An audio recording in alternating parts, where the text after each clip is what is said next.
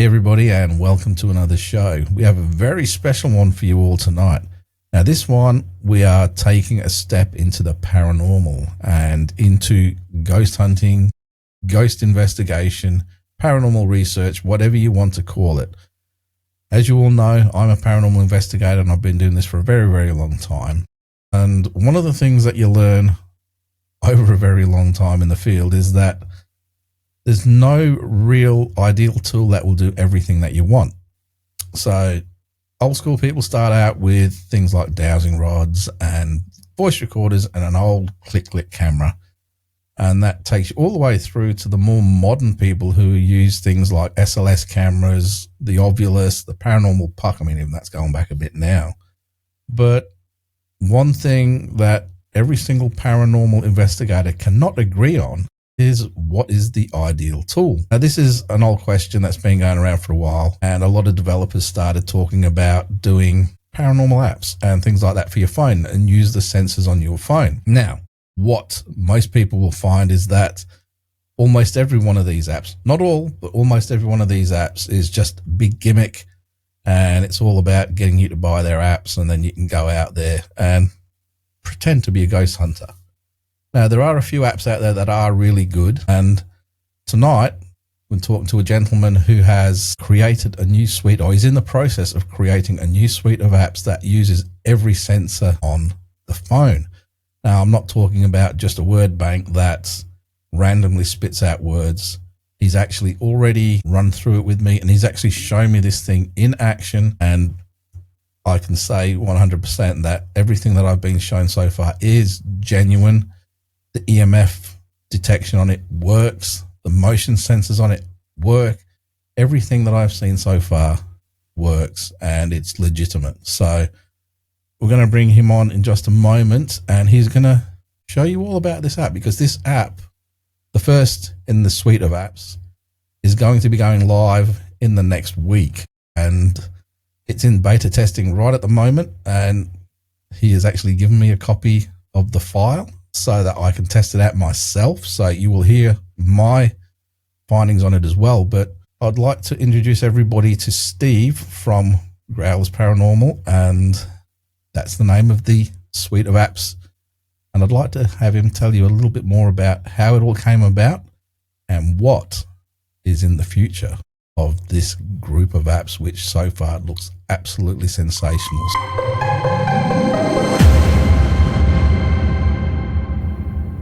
Stephen Lewis, welcome to the show. Would you like to tell everybody how you started your app building career in the paranormal? What first got you interested in paranormal research? Oh, okay. So thanks, Gary, for this. Yeah, it's pretty cool. So so what got me interested in the paranormal, really, I've always been fascinated by some things that you cannot explain. But when things really it sort of really changed, shall I say, after my sort of personal experience. Unfortunately, my brother-in-law passed away when he was just 23. And my wife, which is obviously his sister, was absolutely devastated. About a week later, one night we decided to do an EVP recording. And I asked her out loud if he was there with us, and when we played it back, after my voice, you can clearly hear him with a response, "I'm here." And to be honest, it scared both of us senseless, but it also lit a spark in myself as well. And I thought, okay, there's something going on here. You know, what limits can I push to understand this a lot better? So maybe even open up a way to communicate, which is a bit more clear. And that moment is what really pushed me deeper into the paranormal, really. Wow. Yeah, everybody has their own, I like to call them, origin story and how they first got interested in the paranormal. I won't go into mine because people who are watching have probably heard it 1,000 times already. But it can be a very, what's the word for it? A very humbling experience, and it leave you with a lot of questions. So where did you go from that first EVP? Did you start looking at using dowsing rods or old school things, or did you go straight to see what you could download off the internet? 100%. The first thing I did was to actually look into YouTube channels. So I didn't obviously when you first do your ever first DBP and you're getting a response, but it was a very clear response.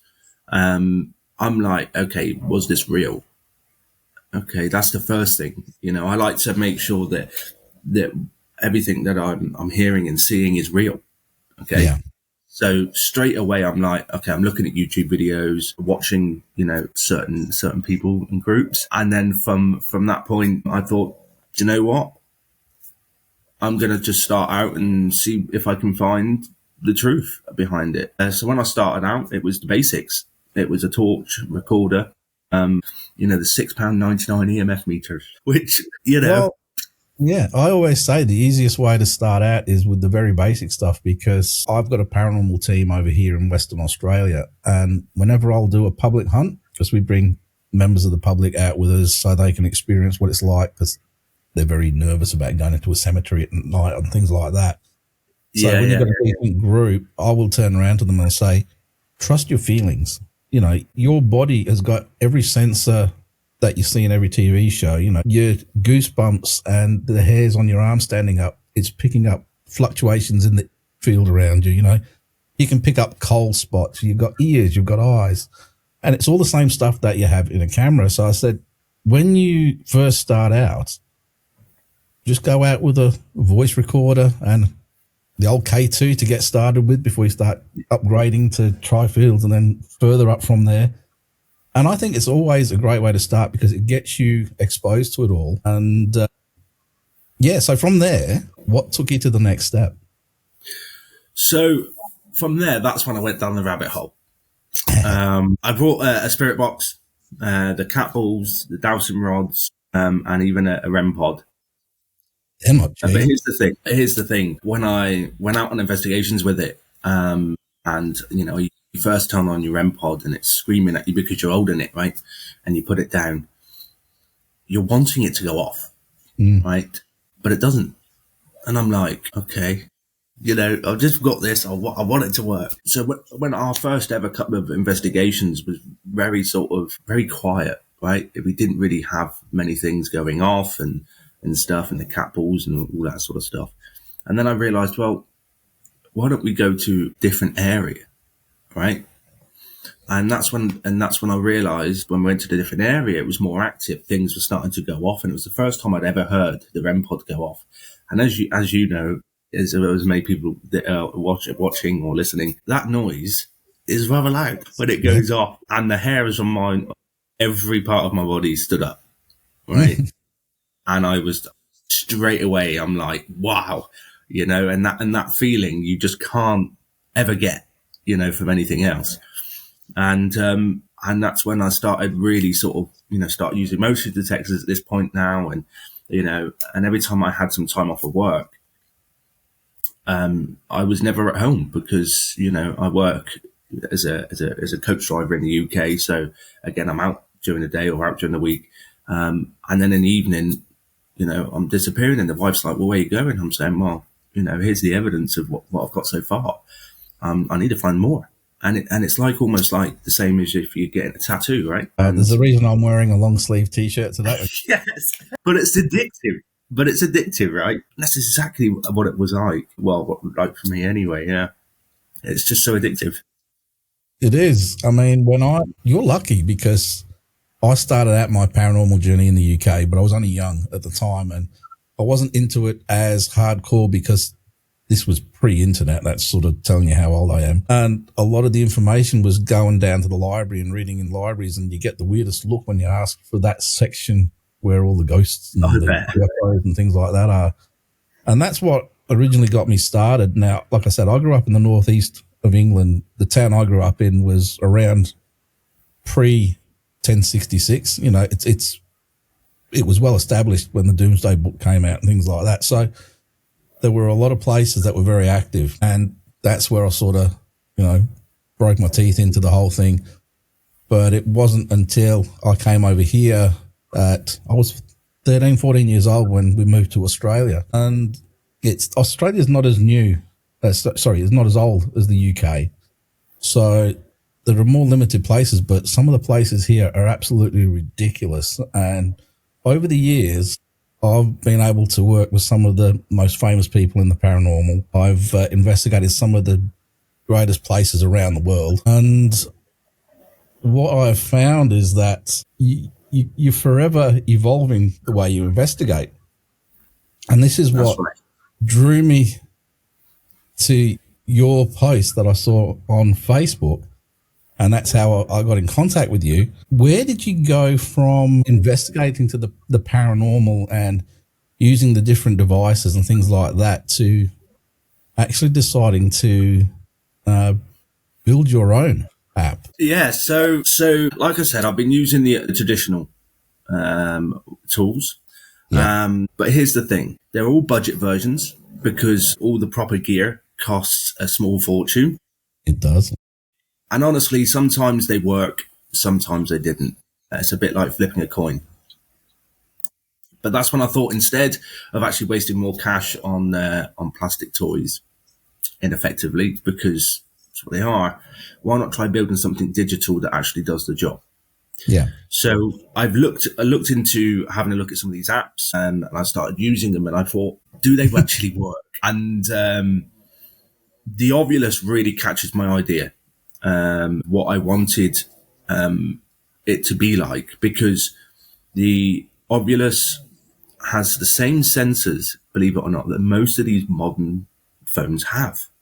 yes, But when I'm sitting and I'm using a particular paranormal apps on the phone, I realize that they don't actually, they're just spitting out words, or they're just giving you a false reading. There's nothing actually there to say, okay, so let's say, for instance, we've got an energy page or energy feature on the iOvilus Pro, and a lot of people are just getting the reading of on most conventional apps, where you are getting a reading that is being pushed out because it's on a time, or like a time lapse or something like that.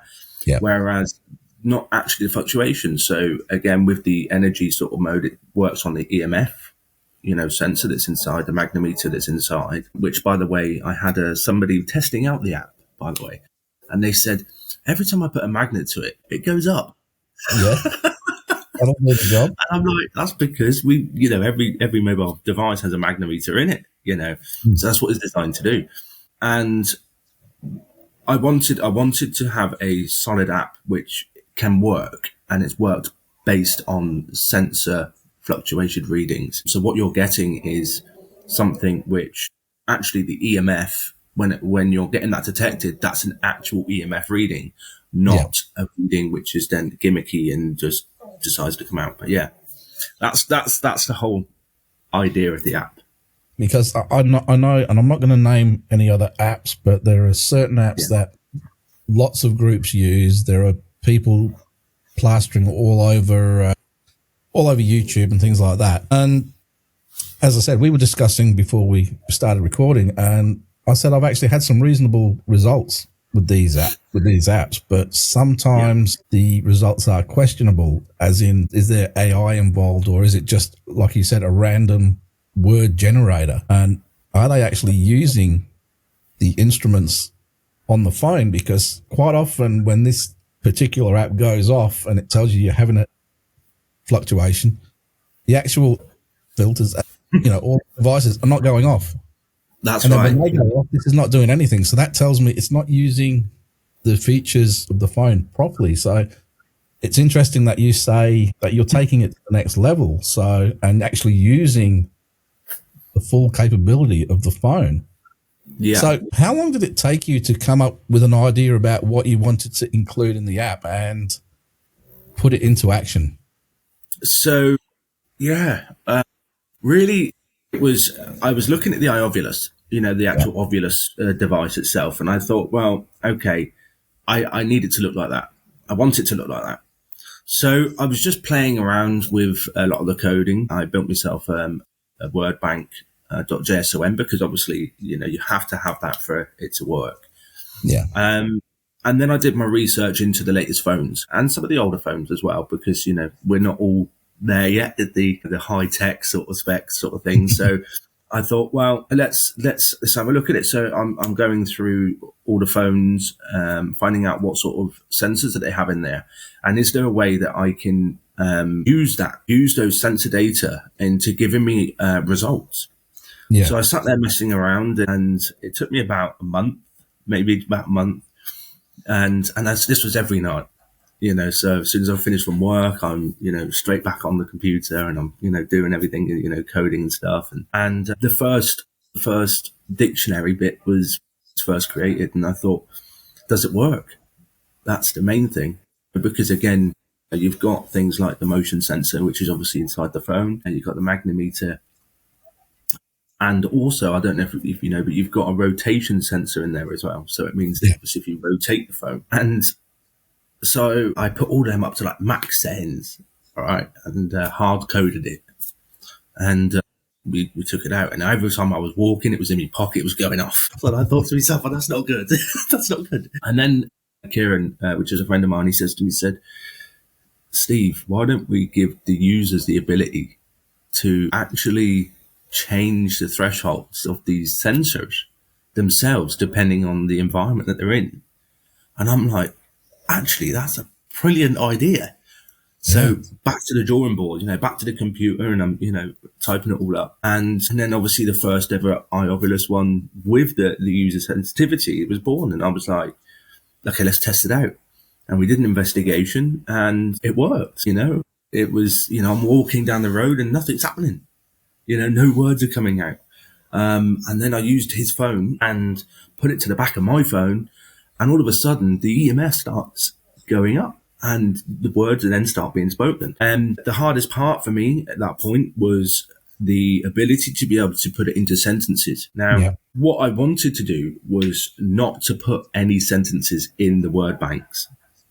Okay. I wanted the potential spirit to be able to, or potential spirit to be able to pick words out to make a sentence. Now, that's never been done. No, I haven't heard of that. It's something that I've always thought would be brilliant. Now, when I've used the PX, which is like the second generation, I guess, of the original device. Yeah. Well, that you get random words. It's not until you hit play them all back, and you might get something out of it. But to hear it in real time, that's ridiculous. That's awesome. Yeah. So going back to to these sentences, that's what I wanted. And I thought, is there a way to do that? And based on the words that are selected, it's not an algorithm. It certainly definitely isn't an algorithm. But what it does really, in terms of, I've had sentences come out using the dictionary, right? But what it does is it uses the reading that you currently have, crossed with the readings that you before had, if that makes sense. Yeah. And we'll create a sentence using that. It's very complex.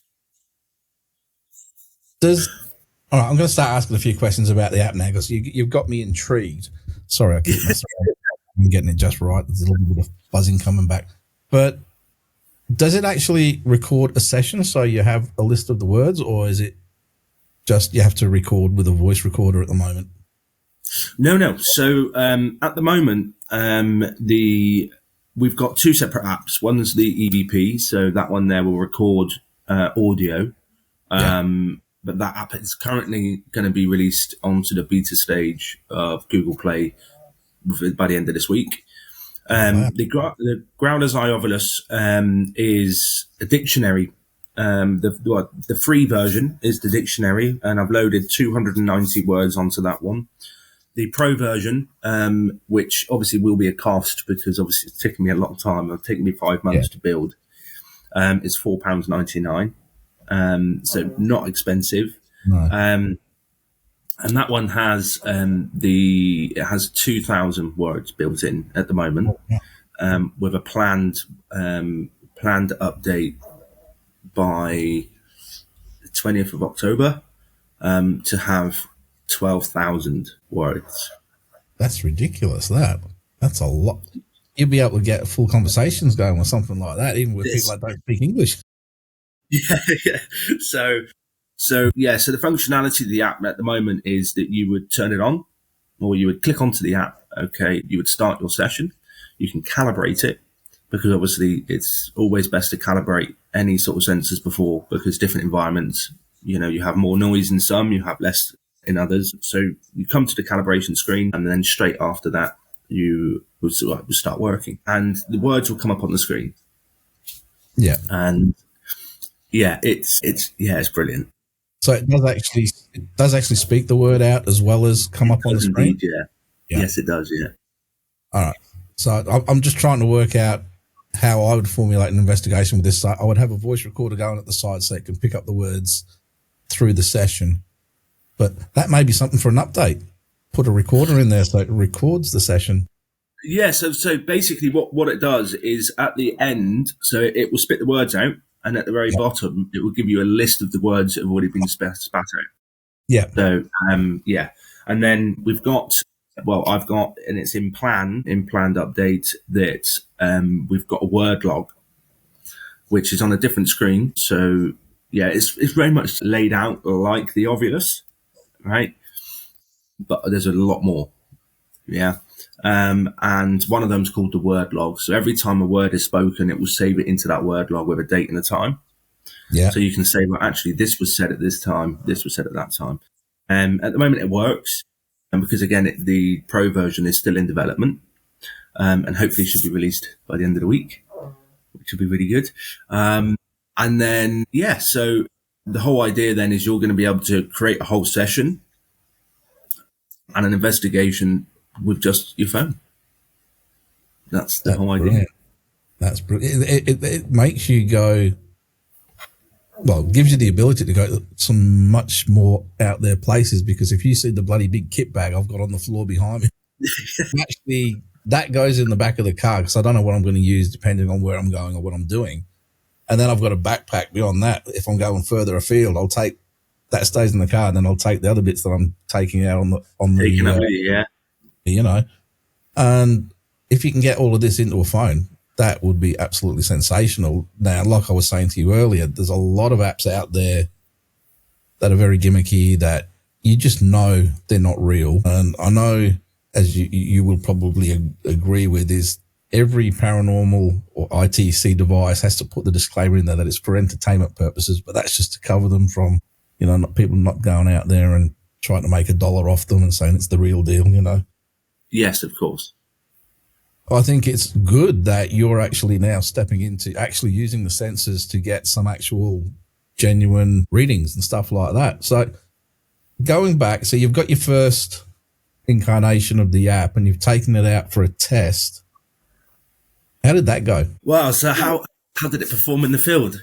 Yeah. Actually, surprisingly well, which as a developer, it's always a relief. Now, I've used it myself, and like I said, investigations, and I did give it out to my friends as well, which have their own teams. But then after sort of maybe 2 weeks, 3 weeks using it, the people that I gave it to, they were messaging me with stories about words, lining up to their sessions. And, I think one of them was, the first time I ever used it, it came out with the word teacher. Yeah. And he said, and the best thing is I've just got a new job as a teacher as well. Yeah. Right? Things like that really get you. And they, so a couple of my neighbours, I live across the road actually, they've used it. And there's things that have been going on around her house, like, things being moved, and she's forever. She thinks she's lost her mind. And I said, no. Have you ever thought that it could potentially be a spirit, a poltergeist that's doing this to you? Oh, don't be so silly, she said. Don't be so silly. Anyway, so I gave her my app, and she's used it.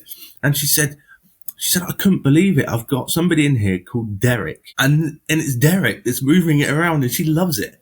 Right? And she's showing me the logs and everything else. And it said something like she's got, on top of her washing machine, she's got, like a play ball, because she's got dogs. So it's like a play toy.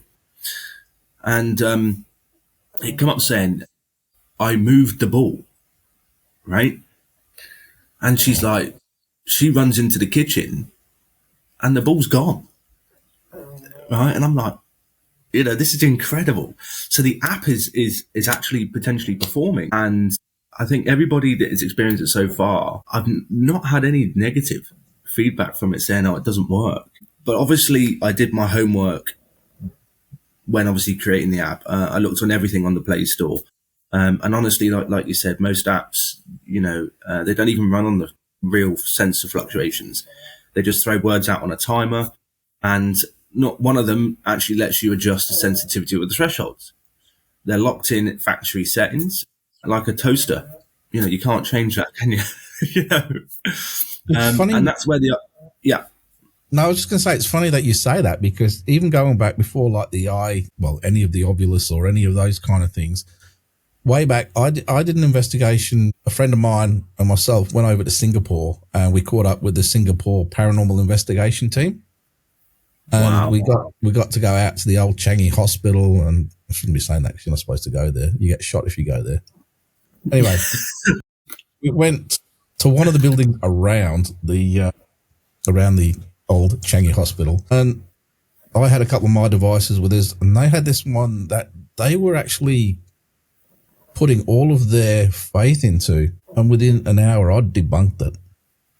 I had debunked Really? it. They were loving it, and I'll describe it to you, but I'm not going to say what it is because the description should tell you. It's the old-fashioned, it's like a clear box with like a red dome on the top with a little needle arm and a couple of little flashy lights.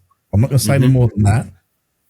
But I was watching it, and when you first start out, we're getting responses. You're seeing the needles going, you're hearing the little screechies and stuff. But then I noticed a bit of a pattern. And I turned around and I said, this next one's going to give you 2 flashes. The next one's going to give you 1. The next one's going to give you 3. And they were like, huh? I said, it's just pre-programmed. And this is before, this is an actual device. It's not like an iPhone thing. This is an actual device of its own. And they were doing that way back then. You know what I mean? And that really does a disservice to anybody who's out there actually trying to investigate the paranormal. So, my hat's off to you for actually doing the proper thing and actually not just making it a big gimmick and actually trying to do something that people can use. You know what I mean? And then I would use some of my stuff. And again, I'm not going to name names because a lot of it people know. And some of it went off, some of it didn't go off. So I knew that when we got some stuff there, we really did get some stuff there. You know what I mean? Yeah. It's just not theirs. I could just look at it, see what happened, and then I could tell them the next 5 or 6 readings that were going to happen. And it happened exactly as I said. So there are people out there that just like to get a couple of dollars out of people that are interested in the paranormal. I mean, I completely agree. I mean, that's where the eye ovular stands out. The growler's eye ovular stands out. Is that you can fine tune it to your environment. And that's one of the things. That's one of the things I really like, because if you go into a place and everybody's got a phone on, because you tell everybody put your phone in flight mode, there's always somebody that doesn't.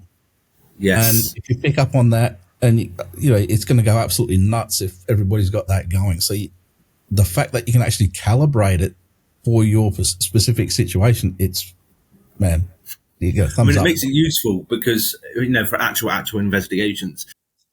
So once the pro version is fully released, it's going to be one of a kind tool because nothing else like it exists. And so far I am really proud of what I've managed to achieve, but also it's not just about me. It's about potentially every paranormal investigator out there not being taken for a fool, right? Because we've all done it. Like you said with the story you've just mentioned, I've used certain apps before, or I've used in certain devices, and I'm getting complete false readings, but I'm believing that they are true readings because anyone that's a paranormal investigator is so invested into finding out, the unknown, right? Yeah. So we're taking these and we're just getting false positives all the time. And I feel that there needs to be a time that these apps on the phones people do dismiss, and they do, because for that very reason they're very gimmicky. They throw out words on a timer, they whatever. But I think with the technology we've got now, why can't we start using the technology inside the phones to the best of our advantage. Yeah. So that's why. And I'm assuming this would work the same. Well, I don't know. Do tablets have the same sensors? I would assume they do as an iPhone Of or as course. an Android phone. So you could use it on. Yeah, tablets. Yeah. Yeah, again, magnometer. You will always have one of those in any device that is electronic. So again, I mean, this is probably PG, but like this here, which you can't see, you can now, is a vape, right? Okay, sorry for that, everybody. We're having a few technical issues going on. As you can see, Steve's background has changed a little bit. For those of you who are watching, those of you who are listening, forget what I just said. Yeah. Steve, do you want to pick it up where we left off? Yeah. So we were talking about how devices around the home, or the general devices that we have every day, including sort of vaping equipment to TVs to laptops to mobile phones to tablets, and they all emit that EMF reading. Yeah. And it was being able to use that to test out, obviously, the iOS app for the EMF fluctuations. And it worked. So I thought, well, rather than, giving an app which people cannot rely on 100%, it's basically proves that it's not, the app proves that it's not just a filler, but it's adding to the actual paranormal experience. Yeah, that's really good. Now, I know you were saying about you're developing another app that's going to be going into beta sometime this week, the EVP one. That's correct, yeah. What's going on with that one? What's that one all about? Please tell me. Yeah, no worries. So with the EVP, so the whole idea is it's going to record audio, and again have the threshold to be able to change the sensitivity settings, and actually calibrate and take away the raw noise that's around you at the same time. So that the actual responses that you're going to get are going to be responses that, hopefully, fingers crossed, that every paranormal investigator wants to hear is somebody of, from the unknown. That's the whole idea, because at the moment, again, when you've got an EVP device, you can't change the settings. You can't sit there and change the sensitivity of it, and you can't calibrate it. No, you can't. And one of the things that you do find when you're doing EVP work is that there's no sort of cleaning it up. You've just got to bring it into some sort of an audio editor, and generally there's a lot of background noise that you have to try and get rid of to get anything that's even audible. You know what I mean? And I mean, I'll tell you now, there's a guy over here who is just starting out in the paranormal, and he sees me a lot to sort of show him the ropes on a lot of stuff. He's been going into this place, which I'm not going to name because not technically, you're not supposed to go there. And he has got in there now. It's an old hospital, and it hasn't been used in probably 40 years, and it's still there. Now, he was in there one night, just him and his mate, and they were doing, your average kind of call to get a response, and with it being a hospital, he was sort of saying, "This is Dr. Such and Such, come and get your medication," because it was a mental hospital. Yeah. And he heard this noise, and he thought it was so good that he had to come over here for me to hear it. Now, he has a little laptop. He doesn't have any editing gear or anything like that. He's right in the infancy of his paranormal investigation career. So he comes up, and I've plugged it in, and we're playing it, and he goes, "Here it is now." And all you hear is it was somebody breathing. Wipe that out. But as you're hearing that, there's this tiniest little noise that I picked up in my headphones, and I go, "You need to hear that." He didn't hear anything. So from there, I actually cleaned it up. If I get a chance, I'll actually play it for you off air when we're finished. And I shit you not, it was a woman talking on a hospital PA system.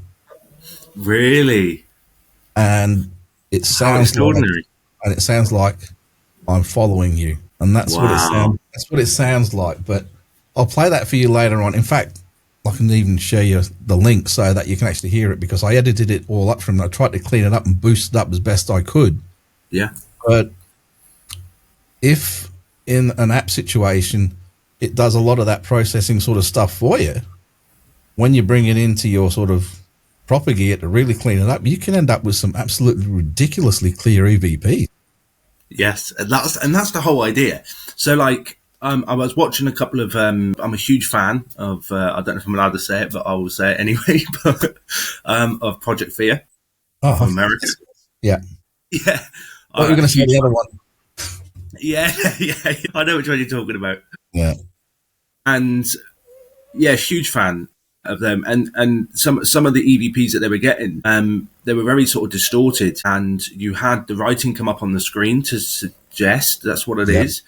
But again, it was quite distorted, and you don't know if that is exactly what it's saying. So even when you then take it back, which I'm presuming that they've done because they are, they're very good at what they do. But when they then pull the raw audio file and then put it onto editing software to try and enhance it or whatever, clean it up, it's still, you're not getting that. You're still getting that distortion. And I'm thinking to myself, well, if I can then design something like the EVP app that we've got at the moment, that I can actually remove the ambient noises automatically, and you're setting that threshold.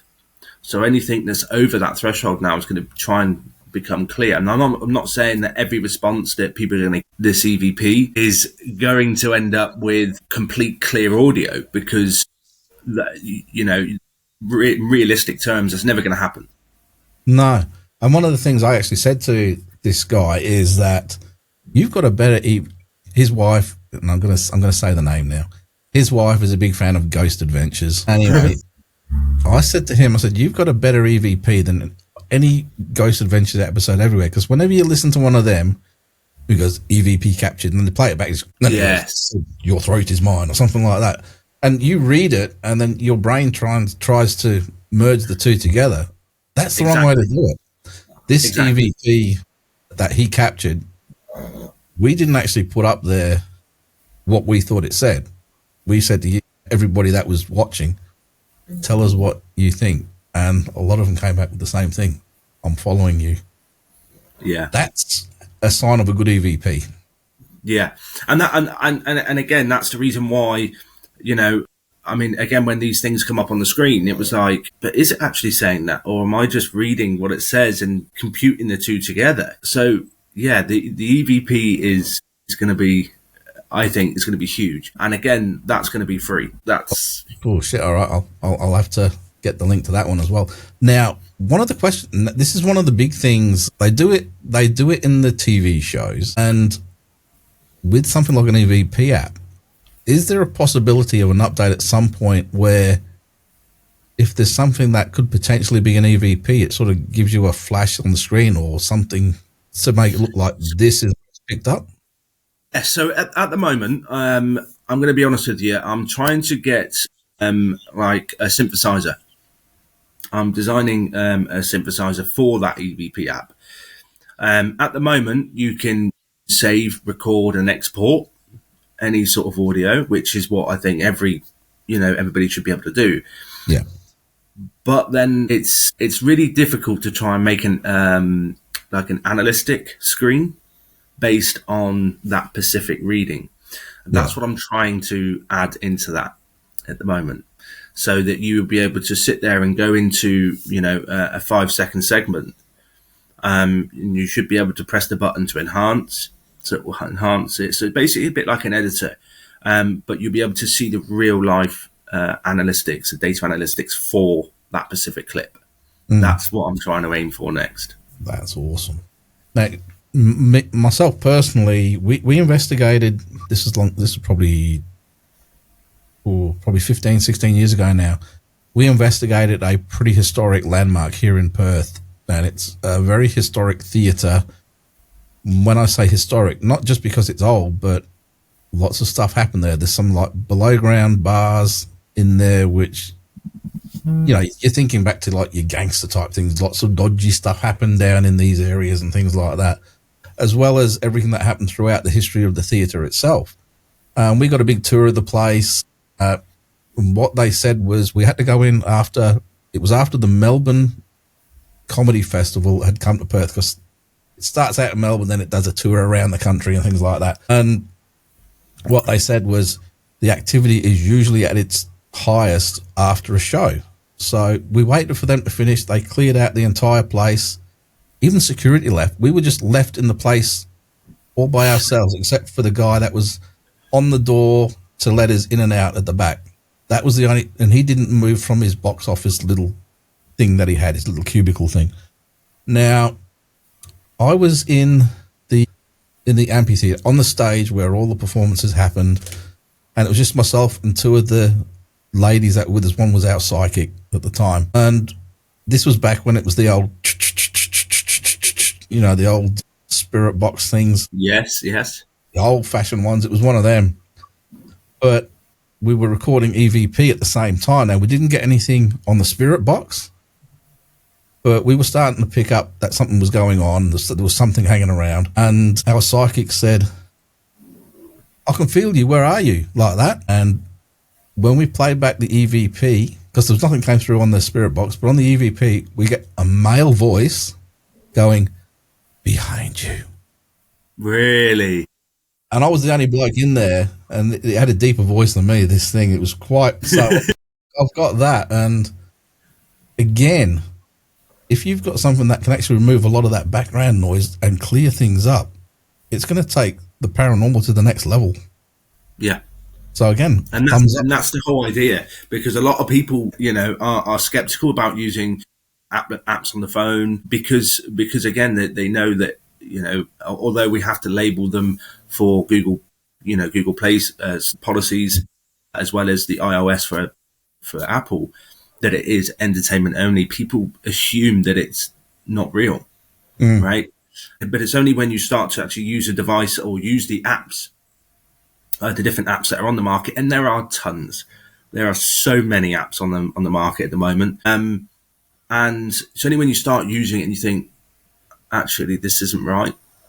This is, there's something that's not right about this, and it doesn't work how a handheld device would work. And again, that's when going back into actually using what's the equipment and the hardware that's available to us now inside tablets, mobile phones, all of that lot, that I've decided to bring it all together. But not only that, but to be able to use what we find using this app or the EVP or the Growler's Eye Ovilus as part of a building investigation. Yeah. It'd be really interesting. All right, moving on from that. Do you have any future plans of more apps? And then you can create like the Growler's suite of apps? Yeah, so my plans for the future for other apps and the Eye Ovilus is the Eye Ovilus Pro is already been completed, but I'm not rushing it out the door. Definitely not. I want to spend the next couple of weeks or so making sure that there are no bugs or functionality problems, because again, there will always be. So before I will push it up to the update, which is when it's live, so that people that have already downloaded it will be able to see the pro version. Adds loads of new modes. The pro feature, which is the dictionary, the yes and no, the energy readings, and even some experimental visuals. So when I say, come on, tell us about them. When I say experimental visuals, it's using these sensors to map out an image. It allows the entity, the spirit, to use the phone as a drawing tablet. In real time? In real time. Yeah. How does that look? It looks pretty cool. It looks, at the moment, it's only like a really square box at the moment. If you think of like blocks, and that moves all around the screen at the moment. And like I said, it's in active development. There will be a version of it already in the app and the pro version, but disclaimer, it's not going to be 100% yet, because obviously there's still a lot of work that needs to be done to it. But yeah, it's incredible. I've had a face come out of it already, and yeah, really good. So you can't actually manipulate it with your touchscreen, or can you? You can't touch it. No, so you can't. That's your next thing, is make it so touchscreen work, because then you could play noughts and crosses with the spirits. Yeah, maybe that'd be really good. Yeah, that'd be really good to incorporate that. I think at the moment I'm looking at more as obviously the sense of fluctuations, so Yeah. allowing the environment to be able to map out an image. No, I get that, but where I'm going is, That would if you could do like the noughts and crosses, you put your X and then see yes, if something else if a circle happens. plays the Yeah. game with you. That is a 100% sign of interactive. Yeah, Yes, of course, yeah. And I think that's a brilliant idea. And do you know what? I'm going to write that down after the podcast. I'm going to write that down. well, good luck trying to work that one out. But I've got ideas. It's just a matter of I haven't got the brains to actually put stuff like that together.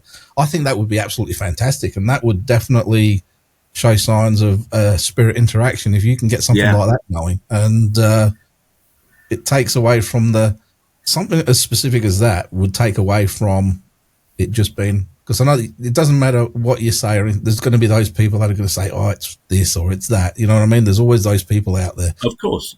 And something like that is definitely more of an interactive thing, especially if there's no spoken word. If you get actual responses to something like that, then And to be fair, Tic Tac Toe has been out for many, many years. So it's it's a highly played game. It is the app actually is a very big step up from the iOverless base version.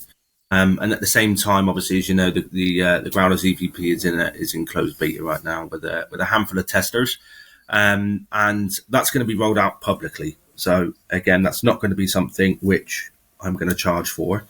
So yeah, things are moving quickly, but I want to make sure that they're done 100% right. I don't want people to come back saying that this app is absolute rubbish. I want it to work 100%, as well as a lot of other paranormal investigators. I think the tic-tac-toe thing that you were mentioning, though, definitely I'm putting that. I think that's, like I said, it just, when you started talking about it, and I was picturing these old-fashioned, like the little square pixel games that you used to see, and I thought, noughts and crosses, and I thought, hang on, Yeah, is there a touch function? Because you've got the touch function on a screen already. It's just a matter of incorporating it into an app. of course, and that's, to be fair, that's pretty easy to do. You're getting me excited about this app, man. You better get this done by the end of the week. Yeah. So I just the whole idea, like I said to you, but beforehand many times, is I want to be able to the users to be able to use my app to have the experience, the results that I've had already, but not only that, but for it to actually work. Yeah.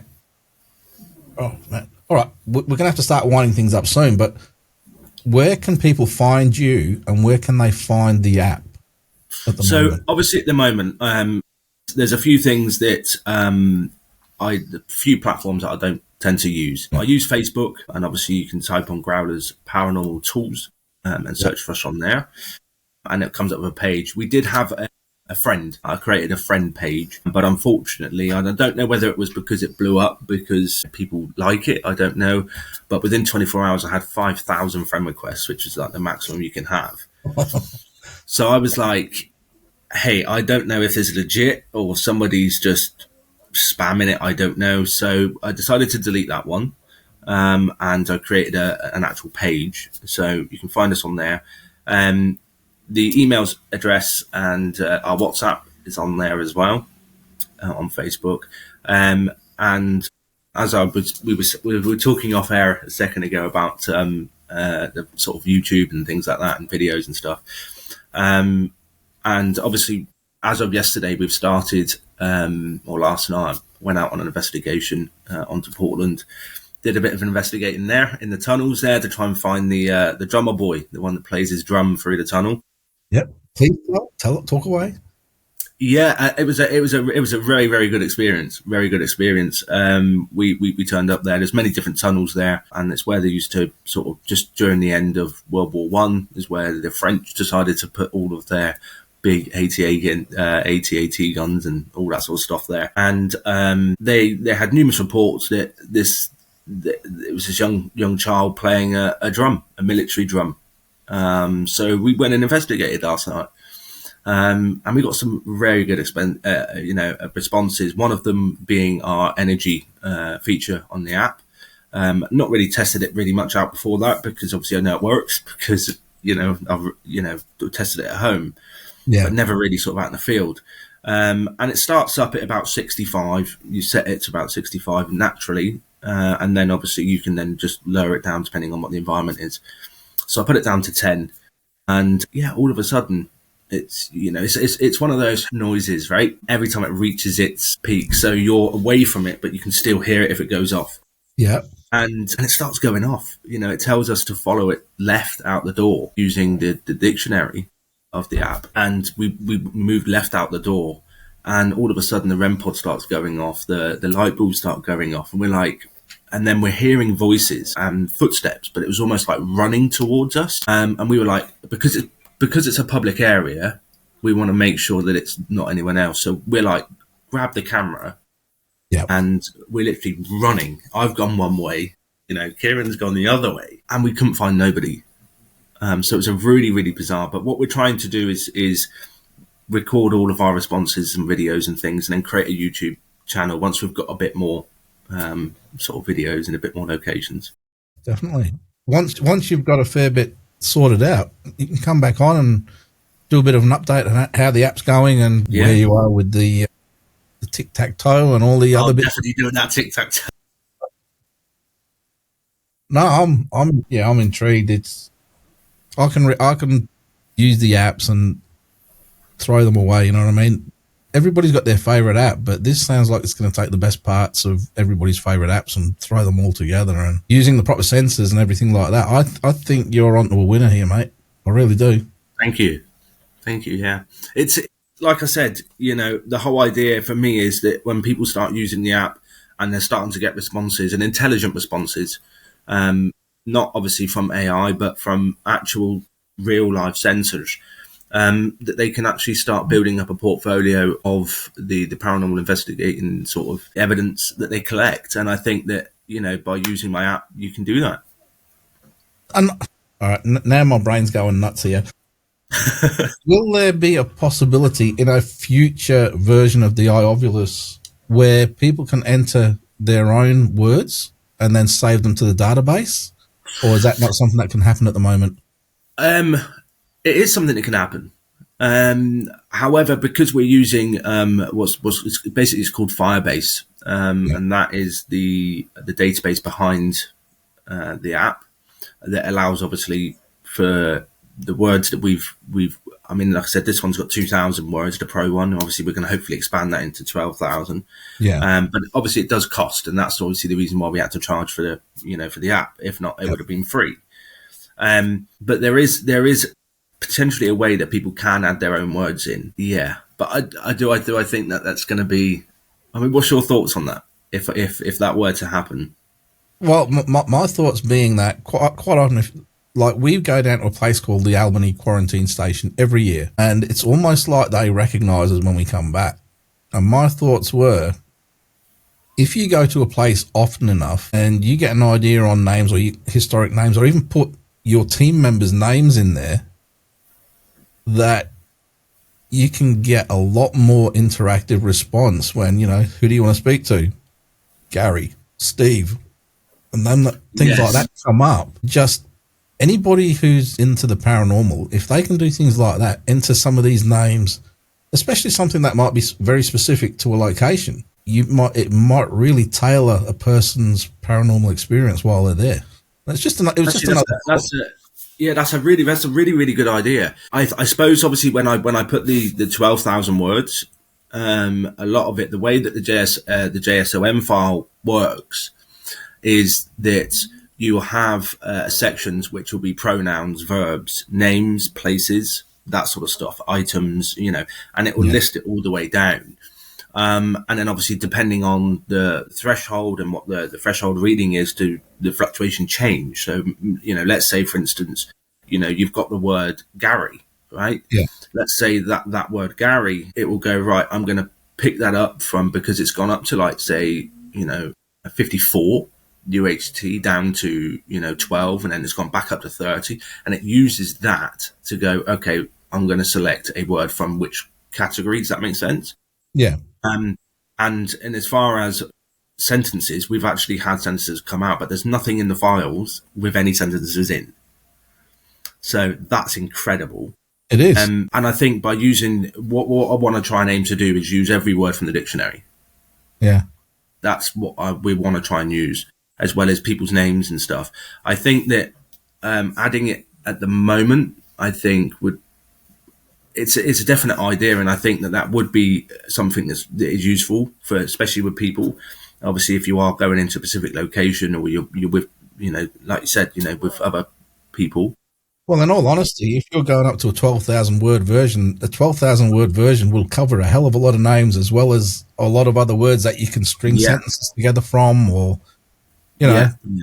But I mean, it was currently just at the moment, the app size just for the word JSON file with the 2,000 words, I mean, it's nearly sort of 25, 30, maybe about 35 megs of data already.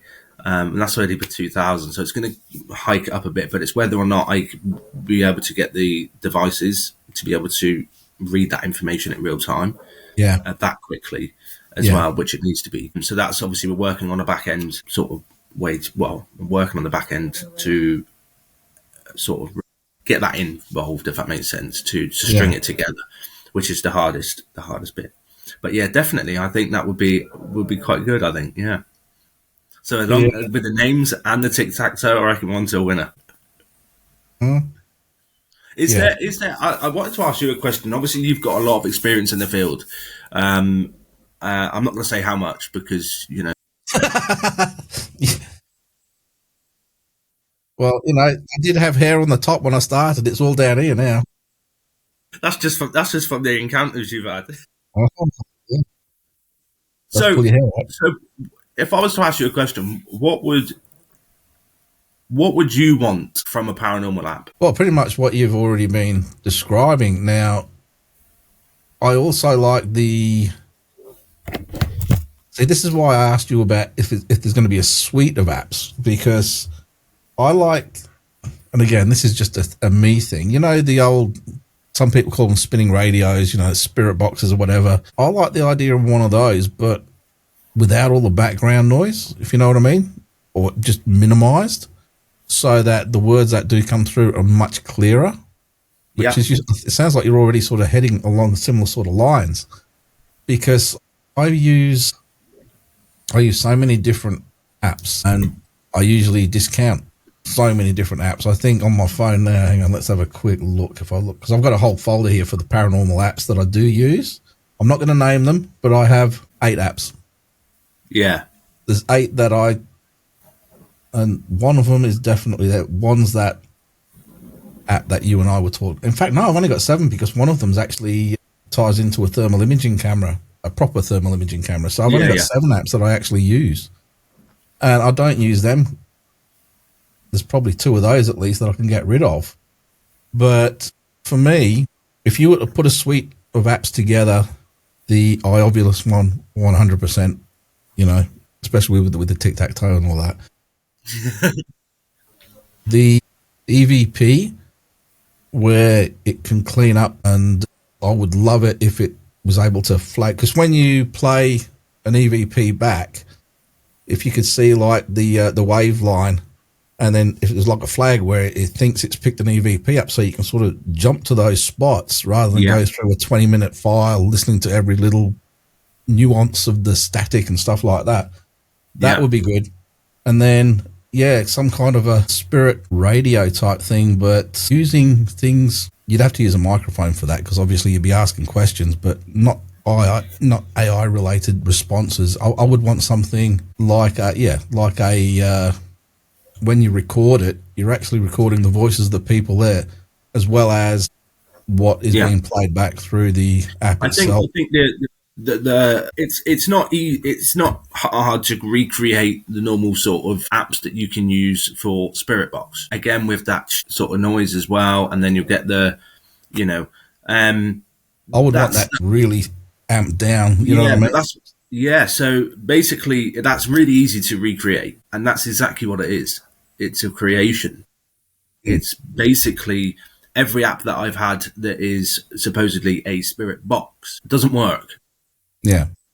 And I'm not discrediting anybody out there that believes that they do, because everybody's different and we believe in what we believe in. But when I look into the scientific ways that these apps have been built, it's a radio channel. That's literally it. It's just sweeping a radio, and I Yeah. think that's the main what people like, because when they hear Spirit Box, they automatically think of the and you know. But with I wanted to try and steer away from that, because anybody can have any response from a Spirit Box that is just a radio frequency, which is AM or FM or medium, long wave, or whatever. Just by scanning through the channels, you're going to hear words. Yeah. I get that. No, there was, oh God, one of the TV shows, I can't remember which one it was. I think Katrina Wyman's in it. And they've got this big old fashioned looking radio thing, and the sound is totally different to anything I've heard from anything else. And I would like to investigate that kind of thing. And I did find the device on eBay, but it's like $1,200, and I'm not spending $1,200 to. Again, at the bottom it says, for entertainment purposes. I'm not spending $1,200 to be entertained like that for a couple of hours.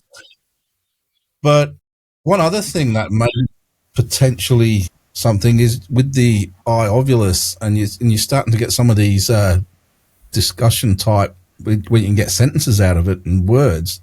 Maybe look at something where you can actually have like a male voice or a female voice there, so that they can tie into something, and then, you know what I mean? It might, if a girl can hear there's a girl voice there, I'll play with that rather than the male voice. You know what I mean? Yeah. And it's just another thought there, but yeah. I mean, at the moment we've got the features that are there, but we haven't implemented them yet. Which is that, again, based on fluctuations. The TTS, which is text to speech service, will change the voice. Oh, okay. So we have that. It's not implemented yet, and it's probably not going to be, I would say, for about another month or so. Only because there's a lot of bugs and stuff with it at the moment, and we want to make sure that it's 100% working before we roll it out. I think that is already implemented. What will be into that, so that let's say, for instance, you're working on a motion sensor, and you've popped your phone or your tablet on the side, and again, within those ranges of the thresholds, it's going to then turn around and not only determine what the word's going to be, not determine, but also the speech as well, the sound. Wow. Yeah, you got me thinking. See, my brain's starting to tick over, which means my mouth's starting to stop. So we might have to call it now. So much stuff going through my head. But Steve, I'd like to thank you for being on the show. And do you want to give a shout out to all of your socials again, so people know where to go and where to find the apps as they pop up? Yeah, of course. So to find the apps, it's very simple. Just type into Google Play Store, into the search. And just type in Growlers, GROWLERZ. Now, at the moment, I just a little bit more, if you don't mind. With the Growlers Obvious app, the baseline app, was supposed to be released today. However, it's been delayed. I've just had an email to say that they're delaying it for 24 hours because they're reviewing it. All right. Yep. So it will be out tomorrow. On the Play Store, which is the baseline version, not the Pro, and then you'll have further updates on from there. And so you can find us if you have any questions, any queries, if you want to test it out and be a beta tester or beta tester, as they call it. Then by all means reach us out on Facebook, which is Growlers Paranormal Tools, and you can also email us as well, growlersparanormaltools@gmail.com. That is awesome. So on that, I think we will say goodbye, because I've got so much stuff going through my head now, and I'm going to totally reinvent your app the way I'm going. I hope you'll come back on again soon when you've got some updates on future apps that are coming out. 100%, Gary. It's been an absolute pleasure to be invited to speak with you, and hopefully let's do it again. Yeah, so everybody, Growlers iOvilus, that's what you need to look out for at the App Store. It will be available in the next 24 hours, so keep your eye out for it and share the love. So, Steve, thank you very much for your time, mate. And you, Gary, you too. Thanks very much. Take it easy.